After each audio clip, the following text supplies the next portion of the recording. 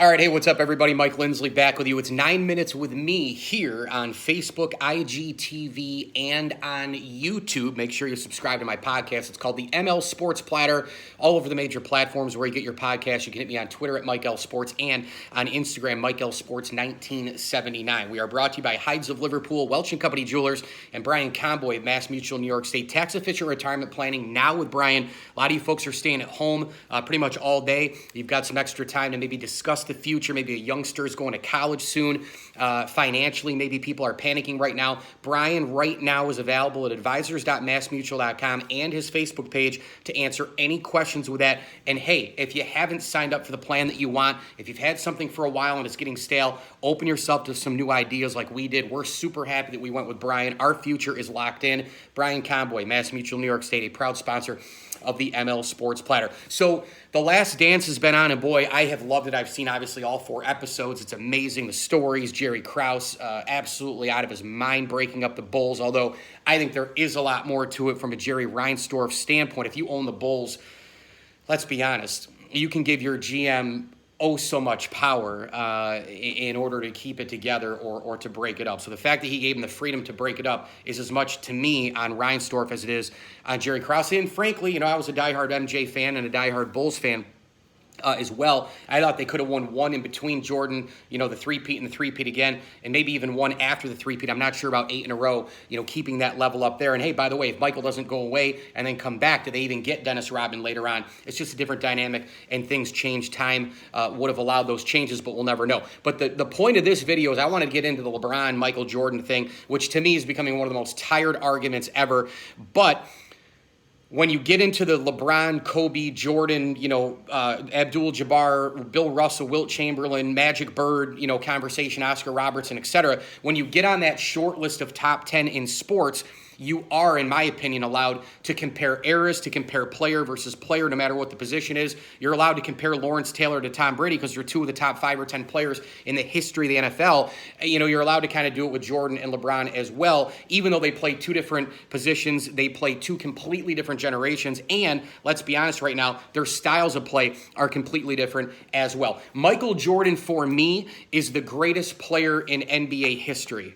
For me, nobody really touches him. Obviously, I grew up with his era. You always kind of defend your guys and all the rest. But one thing I will say is that Michael, LeBron, all those other guys that I mentioned before, those guys could play in any era. Trust me, they would figure it out based on their skill set and their IQ and their work ethic and making everybody around them better. Those are always qualities of the Montanas, Brady's, Gretzky's, Jordans, on and on, Sid Crosby's. That's the Derek Jeter. Those are the qualities of those type of players. So they'd be able to play in any era. But when you take Jordan here and you take LeBron here and you split it right down the middle, I'm going to go start with LeBron first. The guy's been to a million finals, obviously been to, 8 in a row, and he's won titles in multiple places. He's played multiple positions. The physicality, the domination, being able to play point guard in a lot of spots. I think LeBron also has maybe shown late in his career even more improvement. But LeBron has also, had more nutrition. He has had more sports training. The diets are different these days. So you can take one and then counter it with something as well. LeBron James, another, I think, huge factor for LeBron James in terms of a positive for him is, his overall skill set inside every single team he's gone to. He's fit everywhere. They didn't have to create a triangle system for him. It's LeBron James. That's it. LeBron James has also done it on multiple teams. LeBron James, though, has also joined teams and created superpowers. I know Jordan got Scottie Pippen and finally won some titles, but LeBron James, he left Cleveland and joined an already almost championship team. And at that point, they lost one to Dallas, and then they ended up being, a mini dynasty, so to speak. When you look at LeBron James in terms of today's day and age, one thing that I've always credited him with, and we'll never know with Michael Jordan, we'll never know with Babe Ruth, Muhammad Ali, all those other guys, Mickey Mantle, the off-the-court stuff, the social media, the pressure. He was on Sports Illustrated as a high schooler. He is easily the most hyped athlete of all time. Michael Jordan never had to deal with any of that stuff. When he was on the cover, he was at North Carolina, perhaps. When he was on the cover, he was an Olympian. When he was on the cover, he was in the NBA as a professional. LeBron James has been the most hyped athlete of all time in a YouTube, Facebook, social media, Twitter world with a million different sports channels, including the evolution, even more so, of the ESPNs and the NBA TV and the like. We'll never know how Michael Jordan could have handled that. Obviously, the other big thing is LeBron's playing in a bigger area. Guys today are 6'5", 6'6", playing point guard, 6'8", 6'9", 6'10", 7 foot. Guys are outside shooting threes, Anthony Davis, Kevin Durant, etc. But all this baloney about Michael Jordan playing against guys back in the day who were just all, Craig Elo, and we're all Danny Ainge guarding him, is the biggest bunch of bullshit that I have ever heard. Now, look, I will give you the 7th guy or so on the roster to the 12th guy on the roster would be incredibly small compared to today's day and age, and uber unathletic compared to today's day and age as well. But you have to remember, that was the era. That was the size of those type of guys. But if you look at everybody else, go through it. Charles Oakley, Patrick Ewing, Karl Malone, the Bad Boy Pistons, David Robinson.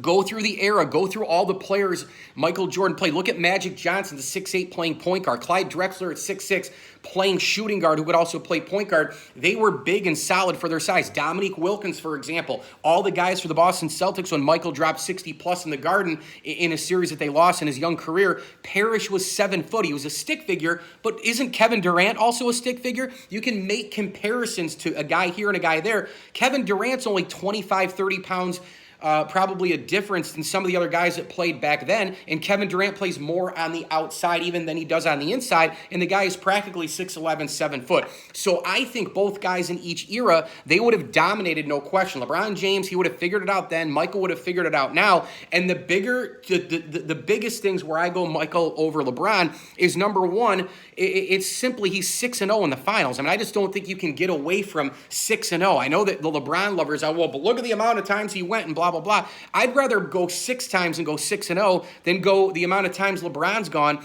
and won the amount he has. Number two, you take a look at Michael Jordan.